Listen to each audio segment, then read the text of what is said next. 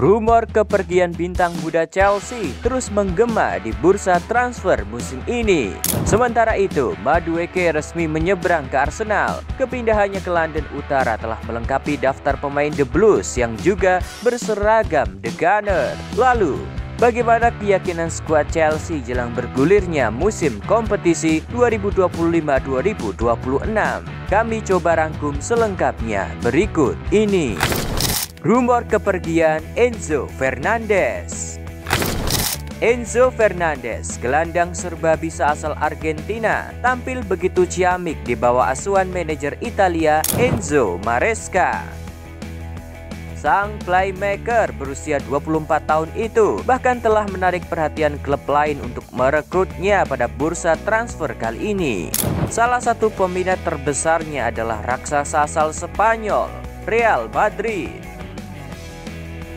Sejumlah laporan menyebut jika pemain asal Argentina itu menjadi target serius dari Los Blancos. Dikabarkan Xabi Alonso telah mengidentifikasi Enzo sebagai calon penerus dari dua legenda mereka, Toni Kroos dan Luka Modric. Fernandes masuk dalam radar sebagai opsi gelandang serba bisa yang sesuai dengan visi bermain dan keinginan Xabi Alonso. Apalagi absennya Jude Bellingham akibat cedera semakin menegaskan pentingnya transfer ini bagi klub asal ibu kota Spanyol.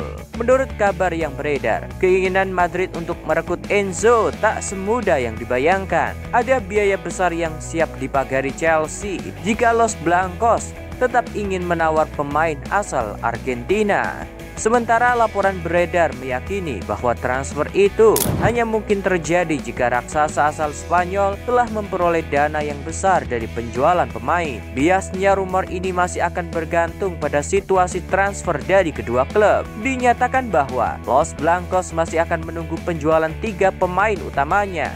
3 nama yang masuk dalam daftar jual Real Madrid adalah Rodrigo Goes, Eduardo Camavinga, dan Fran Garcia. Ketiganya adalah bagian dari skuad utama musim lalu. Namun diyakini kedatangan Xabi Alonso menjadikan mereka bukan prioritas dalam skema besar di musim depan. Bagi Chelsea, Enzo Fernandez telah menjadi aset berharga bagi skuad asuhan Maresca. Rasanya sulit bagi manajer asal Italia. Punggawa berusia 24 tahun itu memang selalu jadi pilihan utama di bawah arsitek asal Italia. Fernandes telah memahami konteks permainan yang diinginkan Maresca dan mewakili keinginan sosok jenderal lapangan tengah bagi pelatih asal Italia.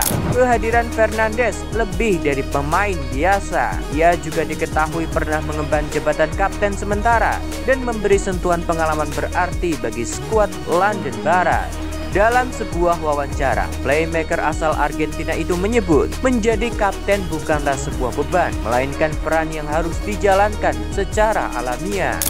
Enzo berkata, "Saya tidak melihat menjadi kapten sebagai sebuah tanggung jawab yang berat, tapi sebagai sesuatu yang alami bagi saya. Rasanya luar biasa menjadi kapten Chelsea. Saya datang beberapa tahun yang lalu dan sekarang menjadi salah satu pemimpin tim. Itu artinya saya telah melakukan sesuatu yang benar. Saya sangat bersyukur atas kepercayaan dan rekan satu tim dari klub. Saya sangat bersyukur atas kepercayaan dari rekan satu tim dan klub. Tentu saja saya punya tanggung jawab untuk selalu berlatih dengan serius, hadir untuk tim dan memberi yang terbaik di setiap pertandingan," pungkas Fernandes.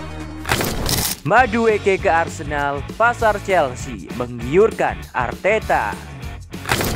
Kepindahan Noni Madueke ke Arsenal telah menambah deretan panjang para pemain Chelsea yang juga berseragam The Gunner dalam era kepelatihan Arteta. Sejak tahun 2019, ia terhitung telah mendatangkan sejumlah nama dari Stamford Bridge. Pasar Chelsea sepertinya memang menjadi favorit Arteta untuk merekrut para pemainnya. Catatan transfer merangkum, Arteta menjadi salah satu manajer yang paling sering mendatangkan pemain The Blues. Rekrutan terbarunya tentu winger muda berbakat Inggris berusia 23 tahun, Noni Madueke.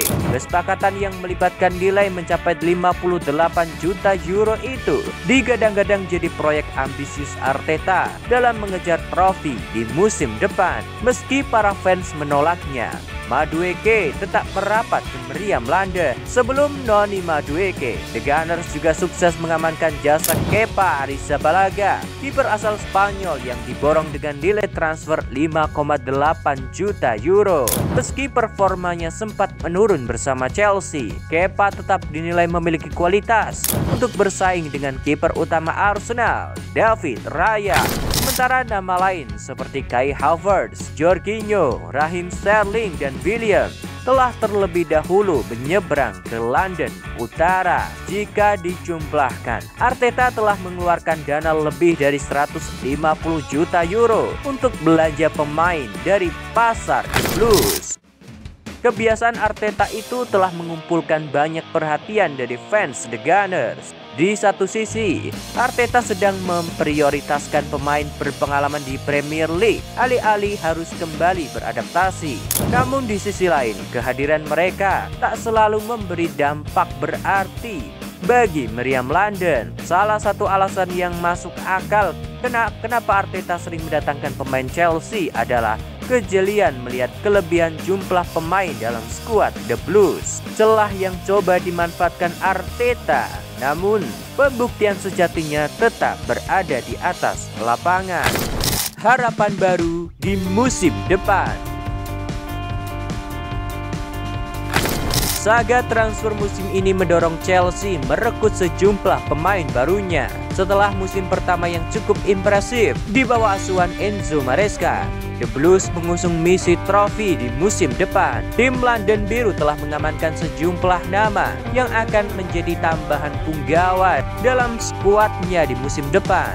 Striker baru The Blues, Liam Delap, baru-baru ini memberikan pernyataannya terkait harapan bagi skuad The Blues di musim 2025-2026.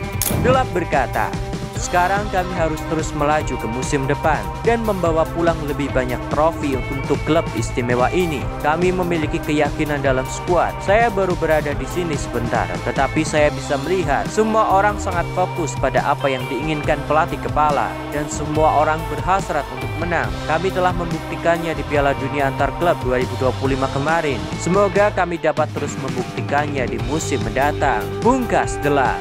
Sebagai fans The Blues, lalu bagaimana harapanmu untuk Chelsea di musim depan? Tulis pendapatmu di kolom komentar.